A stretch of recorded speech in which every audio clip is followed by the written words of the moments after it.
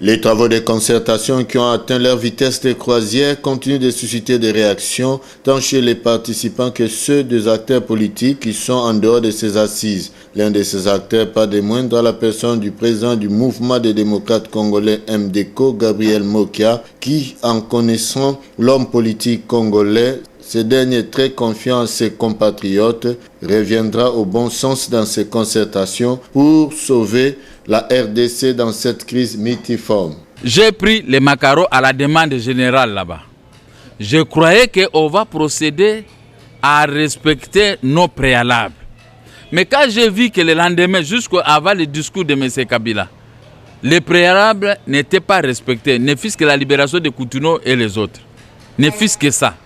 Et Chaloupa et Diom, et les militaires de ex-MLC, pour les s'y armer et aller dédouaner le pays.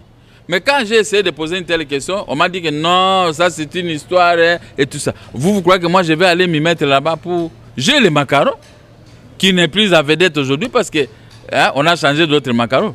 Et je n'ai pas été là-bas.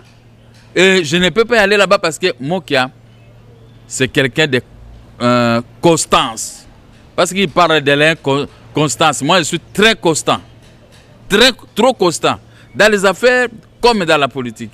Quant à la formule voulue par l'opposition concernant ces assises, pour Gabriel Mokia, la classe politique congolaise doit se mettre autour d'une table. D'un côté, la vraie opposition avec le président Etienne Tshisekedi et de l'autre côté, le président Joseph Kabila et les membres de sa famille politique.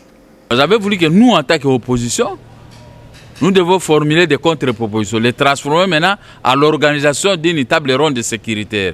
Comme ils avaient refusé une table ronde sécuritaire, maintenant ils sont allés dans les concertations. On allait maintenant avoir la primauté sur ces assises, organiser la concertation dans le sens voulu par vous tous. On n'allait pas avoir de ngoulou. On allait faire des propositions concrètes. Pour ne pas donner la chance au ministre des Affaires étrangères et aux autres d'aller encore se faire salir à Kampala. Donner la force à notre armée de chasser ces gens-là, de les reconduire jusqu'à chez eux. Les FDLR, les Rwandais, les Ougandais, les Burundais, les Tanzaniens, tous sont allés partir chez eux.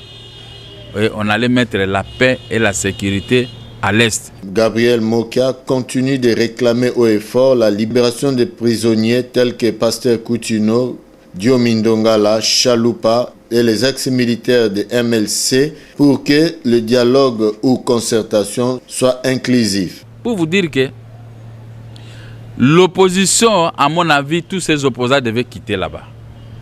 Laisser le pouvoir organiser ses affaires de sa façon.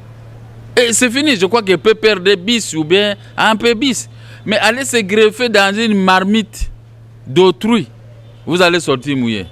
S'agissant de pourparlers de Kampala et les concertations de Kinshasa qui se déroulent simultanément, le président de MDCO propose ce qui suit. Le pouvoir à place doit stopper tout. Doit faire sortir tous les militaires, même les militaires que le maréchal Mobutu avait laissés, les récupérer. L'argent qu'on est tenté de gaspiller dans les concertations de Kampala et des palais du peuple, qu'on les bloque. Nous allons nous mettre, former les jeunes gens capables de dédouaner les pays. En ce moment, on va faire une conférence réelle où il n'y aura pas de pression. Maintenant, on fait tout à la hâte parce qu'il y a pression de guerre. Mais la guerre, il faut répondre par la guerre. Si une guerre est gagnée par négociation, la guerre va toujours reprendre. Vous comprenez? Tel est mon esprit.